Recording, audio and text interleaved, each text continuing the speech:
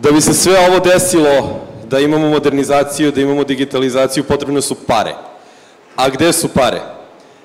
Makroekonomske činjenice i očekivanja za Srbiju predstavit će nam Nikola Altiparmakov iz Fiskalnog saveta Republike Srbije. Molim Nikolu da mi se pridruži na bini.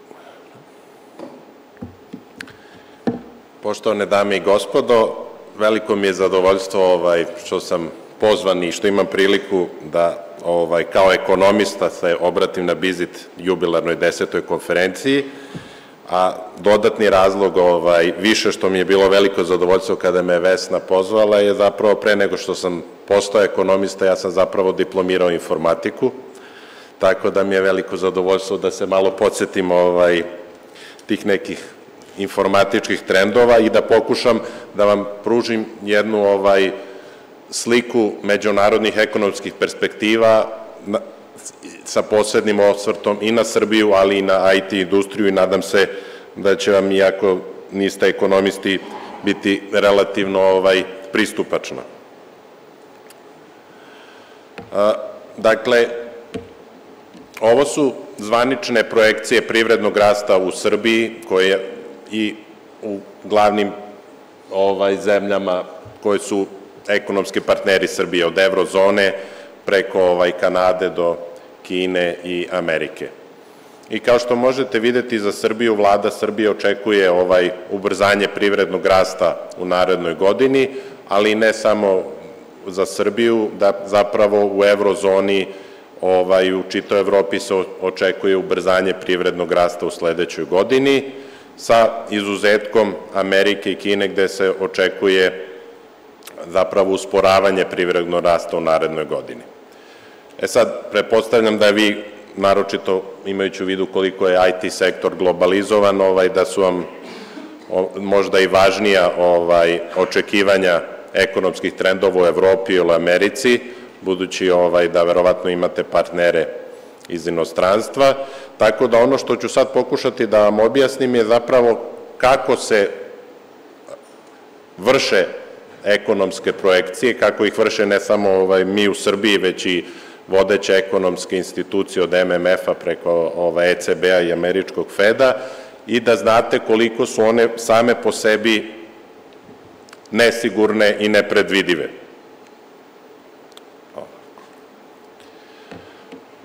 Ovo je jedan grafikon koji ja koristim na našim predavanjima iz makroekonomije na Ekonomskom fakultetu, koji pokazuje da praktično sve privrede rastu tokom godina, to je taj neki trend rasta, međutim imamo ove međugodišnje ciklične fluktuacije koje su na izgled predvidive kao ova neka sinusoida, međutim ono što je jedno od fundamenata makroekonomije je da je ovo trajanje i priroda privrednih ciklusa je imanentno nepredvidiva.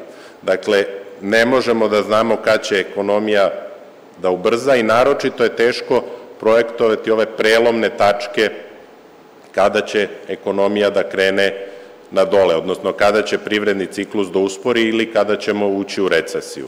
Tako da ni glavne međunarodne institucije od američkog Feda, Evropske centralne banke, MMF-a ne mogu sa sigurnošću da znaju da li ćemo u nekoj od narednih godina imati krizu ili nećemo. Ali ono što je jako važno da se razume je da sve međunarodne institucije kada objavljuju svoje projekcije imaju jednu inherentnu dozu optimizma. Zašto? Zato što u makroekonomiji postoji fenomen samoispunjavajućeg proročanstva ili self-fulfilling prophecy. Drugim rečima, ako bi MMF ili američki Fed najavio da će sledeća godina biti recesiona, to bi verovatno za sve vas privrednike značilo da smanjite investicije, da možda i otpuštate radnike i samim tim čak i ako ne bi morala se desi recesija, ona će se deći sama od sebe. Tako da, zato kada slušate međunarodne institucije, pre svega američki Fed, Evropsku centralnu banku, postoji ta retorika takozvanog mekog prizemljenja. Pa sada kada slušate njihova ideja je da će se povećavati kamatne stope, da će to usporiti privredu, ali da neće doći do recesije. I ovde sam uzeo, možete da nađete na Google-u, taj retorika mekog prizemljenja ili soft landing, možete da vidite, znači, od Feda, Financial Timesa, New York Timesa, svi koriste da će američka ekonomija ići ka tom mekom prizemljivanju. Samo ako malo bolje pogledate, ne znam da li može da se vidi, datumi na ovim člancima, ovo su sve članci iz 2007. godine, kada je Amerika poslednji put podizala kamatne stope, kada je bilo dileme da li će biti recesije ili neće, i videli smo u 2008. godini da i nije baš bilo toliko meko prizemljenje. Tako da vidimo sada, kada se povećavaju kamatne stope, u čitavom svetu, postavlja se pitanje kako će izgledati i kako će se ekonomija nositi sa povećanjem kamatne stopa u 2024. i 2025. godini. Prvo, zašto se povećavaju kamatne stope? Dakle, jedna od najgorih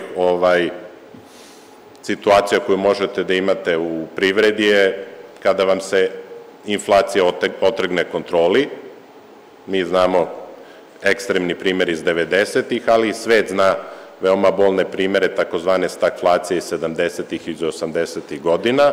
Kao što znamo, u zadnje 2 godine inflacija u čitavom svetu se povećala i centralne banke moraju da reaguju povlačeći novac, takozvano zatezanje finansijskih uslova, da bi stavili inflaciju pod kontrolu.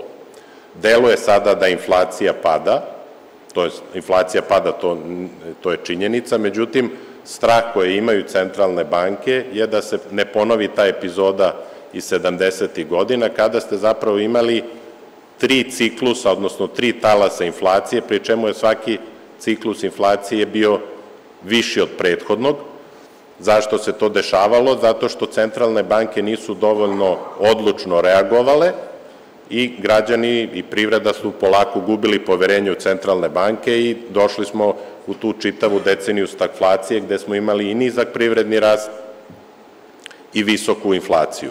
Tako da upravo sada od američke centralne banke do Evropske centralne banke, praktično imate na ovom grafikonu sve centralne banke u razvijenim zemljama, su u poslednjih godinu i po dana dosta povećale kamatne stope, znači Amerika najviše za 5,5% i Evropa je tu blizu, oko 5%, Evropa, Kanada, Velika Britanija, upravo kako bi sprečile dalje rast inflacije i kako bi nas vratile u to neki očekivani koridor inflacije od 2%. Inflacija se smanjuje, ali i dalje je daleko od tih 2%.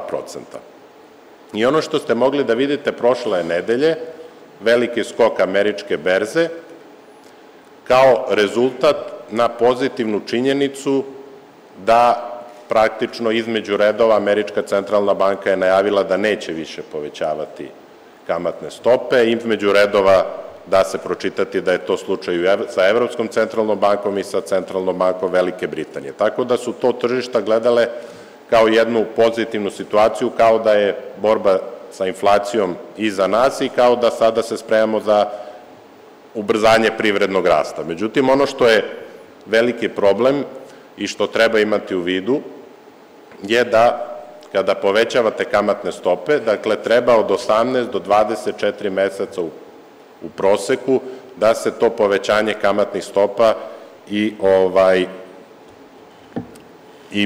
efekti monetarne politike ispolje na privredu. Tako da zapravo mi efekte finansijskog zatezanja ćemo videti tek u sledećoj godini u punom svom obimu. Sada da vidimo, dakle, američka berza, rekli smo da ima, da je skočila prošle nedelje, to je najveći ovogodišnji skok, na izgled najavljujući bolje dane, međutim, sad malo prelazimo na ovu IT perspektivu i kada pogledamo malo bolje S&P indeks, znači indeks koji prati 500 glavnih firmi na američkoj berzi, vidimo da on ove godine ima jako solidan rast, sa nekih 3800, 3900 na nekih 4400 poena trenutno. Međutim, jako je interesantno da ako izvučemo iz ovog indeksa IT kompanije koje su povezane sa veštačkom inteligencijom, zapravo čitav indeks, odnosno američka berza, stagnira ove godine. I zapravo IT kompanije, odnosno konkretno IT kompanije koje su na neki način vezane sa ovim trendom veštačke inteligencije su te koje guraju indeks. I usput Vesna me je zamolila da kažem da se osvrne i na veštačku inteligenciju i na moguće efekte na ekonomiju. Ja ne spadam u ekonomiste koje strahuju da će nam veštačka inteligencija pokupiti radna mesta, da će doći do većine nezaposlenosti. To je samo još jedna novi inovacija koje tokom prethodnih decenija i vekova uvek su značile zapravo povećanje životnog standarda i ne sumnjam da će doći, kako će veštačka inteligencija gasiti neka automativna radna mesta, da će se otvarati druga radna mesta sa višom dodatnom vrednosti i zapravo da je to načelno pozitivna stvar, ali treba videti u kratkom roku kako se ta pozitivna očekivanja od veštačke inteligencije koja će neminovno dovesti do višeg životnog standarda u narednim decenijama, kako se sada to trenutno oslikava i na berzi i na privredi i na tržištima kapitala. Tako da, ako pratite berzu ili ako pratite trenutno dešavanje u berzi, trenutno imate činjenicu da zapravo u prvih 10 meseci 70% prinosa od čitave američke berze, ovog S&P indeksa, vuče samo 7 ovih IT giganata koji su od Microsofta, Nvidije, Apple-a, Amazona. Dakle, oni su ti koji imaju ogroman rast ove godine, a ostatak berze, kao što sam rekao, stagnira, čak i u malom padu. I to uključuje i manje IT kompanije. Sad onda se postavlja pitanje, kada pogledamo finansijski neke od ovih IT giganata, da li je njihova trenutna valuacija na berzi realistična. Ovde imate Teslu i na levom grafikonu vidite da je trenutna tržišna valuacija Tesle jednaka praktično svim velikim proizvođačima automobila. Dakle, sama Tesla vredi koliko Toyota, sad imate tamo Mercedes, Volkswagen, praktično sve mogući poznati proizvođači automobila od Amerike preko Evrope do Azije vrede zajedno koliko jedna Tesla. A sa desne strane imate trenutnu prodaju Tesle. Vidite koliko je ona mala u odnosu na prodaju ovih ostalih proizvođača automobila. Ovo, dakle, praktično nam govori da tržišta imaju ogromna očekivanja od Tesle da će u narednim godinama imati izuzetan rast i da će uspeti da opravda ovu izuzetno optimističnu valuaciju. Nije Tesla izuzetak, Tesla je verovatno tu ekstremni primer, ali imali ste i situaciju kada je Airbnb izašao na berzu, sama kapitalizacija Airbnb-a je bila viša od 3 najveće svetske hotelijerske grupacije, dakle Interkontinentala, Hyatta i Marriotta. Da pogledamo dalje. Najveći bum je ove godine svakako napravila Nvidija. Dakle, jedina korporacija koja praktično sada može da proizvodi čipove koje podržavaju veštačku inteligenciju i ona zapravo ima drastičan skok od početka godine. 3 puta se uvećala vrednost Nvidija korporacije. Onda je sad interesantno kada pogledate šta to praktično znači sa očekivanjima i ovde je konkretno upoređena Nvidija sa jednom tradicionalnom kompanijom kao što je Volkswagen, da vidimo koliko su zapravo optimistična očekivanja od NVIDIA korporacije naspram, recimo, Volkswagena. Generalno, kada na berzi gledate vrednost firmi, obično se gleda, najčešće je vrednost firmi 15 do 20 puta jednaka godišnjem profitu te firme. U slučaju NVIDIA to je 50 puta, a u slučaju Volkswagena to je svega oko 4 puta, nepuna 4 puta. Dakle, imate situaciju, postavlja se pitanje da li je ovo realistično, i isto i kao u slučaju Tesla i u slučaju NVIDIA se očekuje ogroman rast u narednim godinama.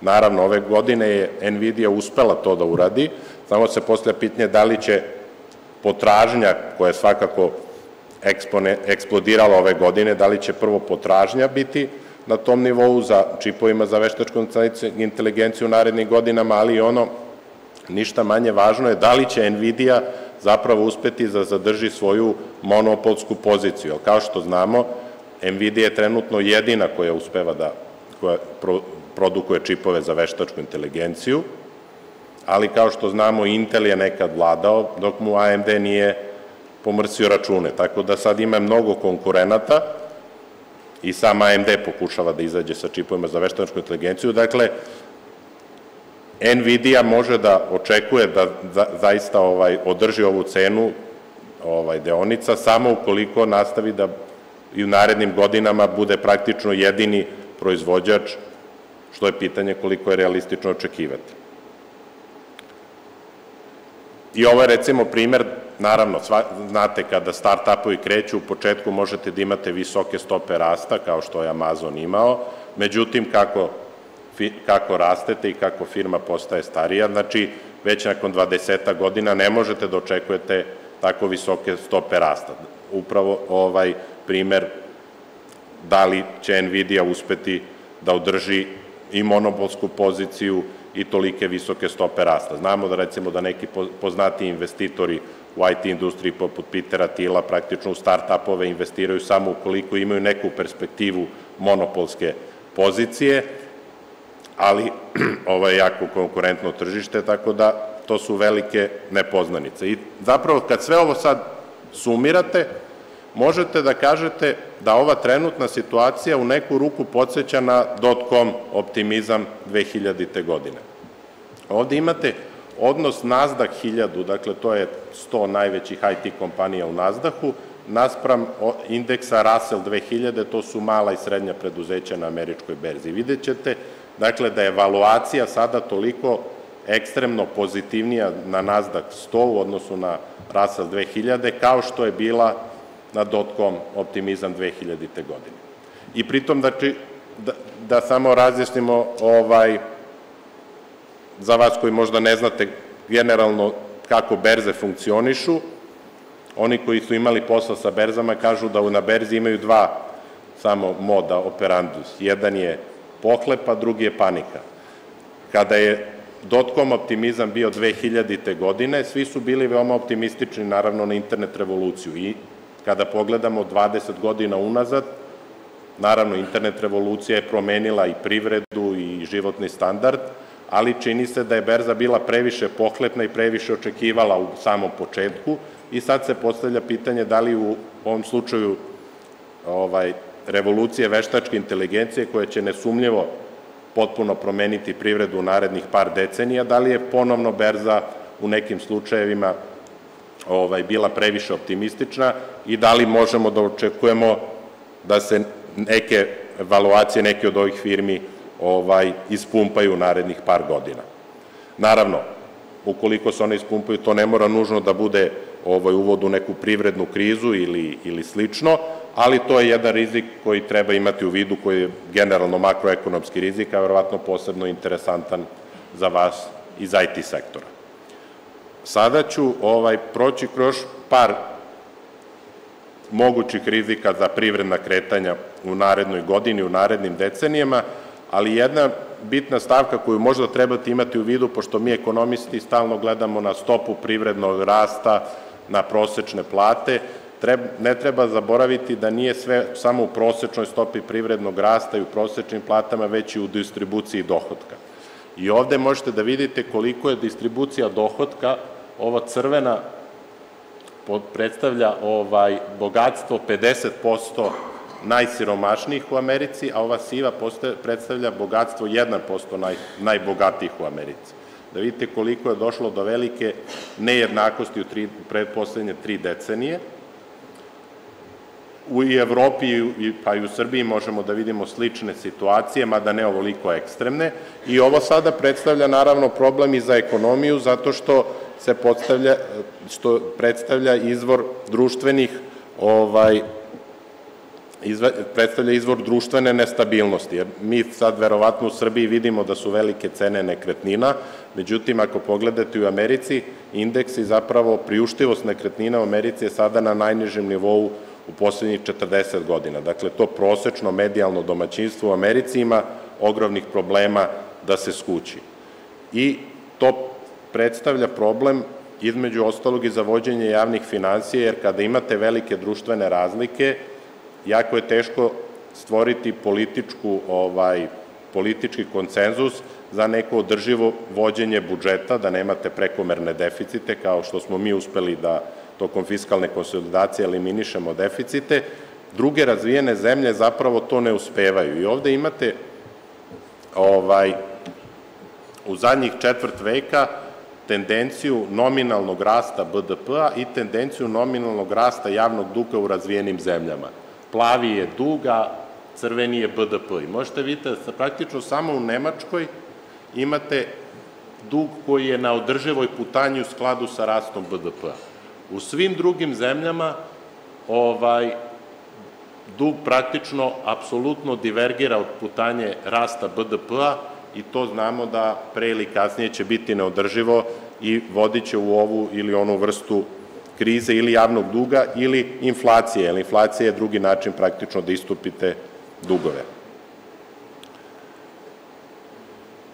Ja sam se fokusirao naravno na Ameriku kao najveću privredu koja je najčešće u medijima, ali treba samo reći da zapravo situacija u drugim ekonomskim zonama, poput Kine ili Evrope, zapravo nije ništa bolja. Možete da vidite da u Kini u poslednjih 15 godina je zapravo brži rast javnog duga nego u Americi.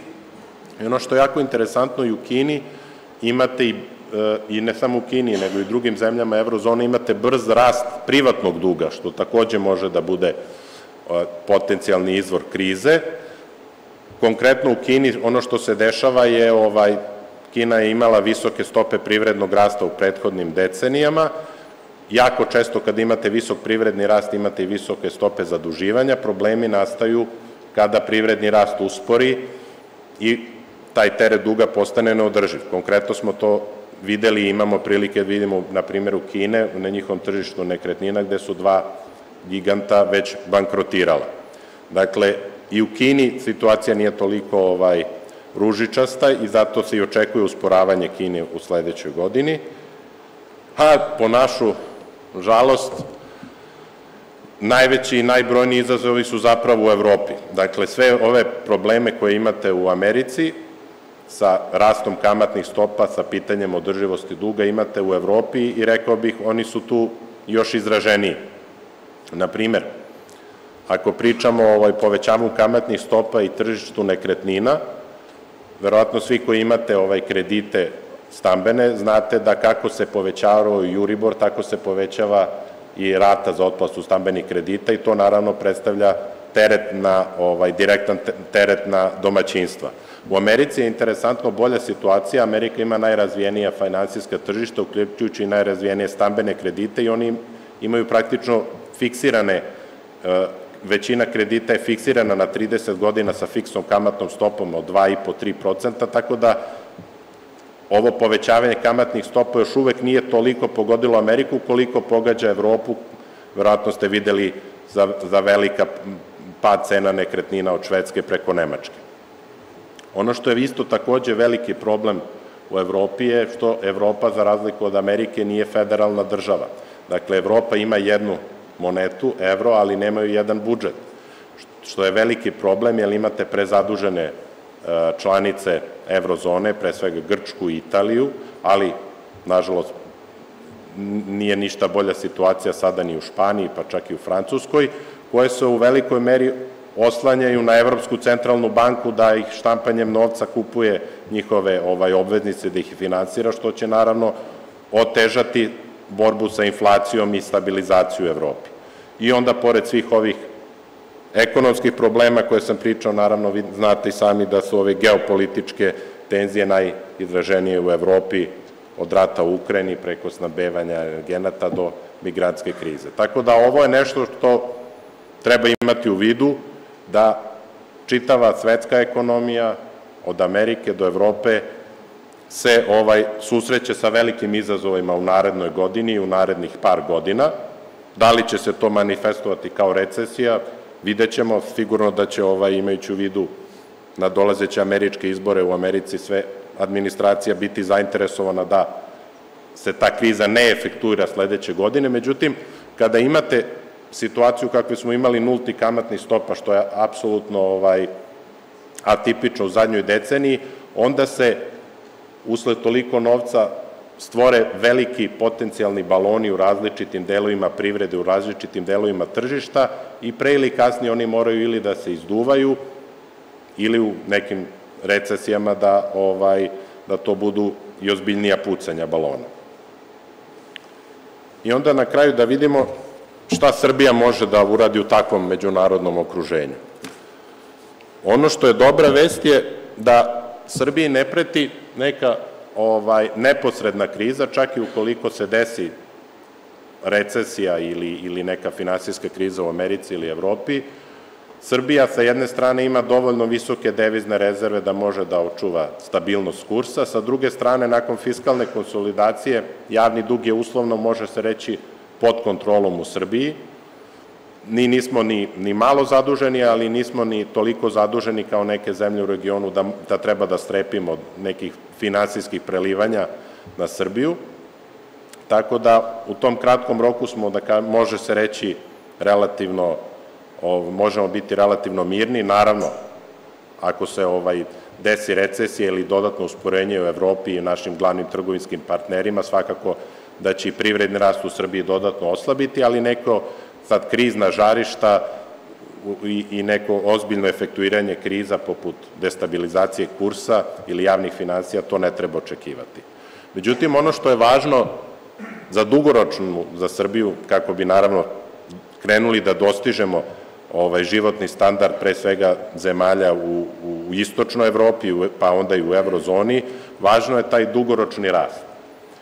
I kako da imamo dugoročne stope rasta od 4 ili preko 4%, ne u jednoj godini, nego u dužem nizu od par godina i par decenija. I za to, ono što ekonomisti se svi slažu, da su ključne institucije. Dakle, da imamo jake institucije koje će moći da omoguće vladavinu prava, kvalitet obrazovanja, kvalitet javne uprave. I to je, nažalost, nešto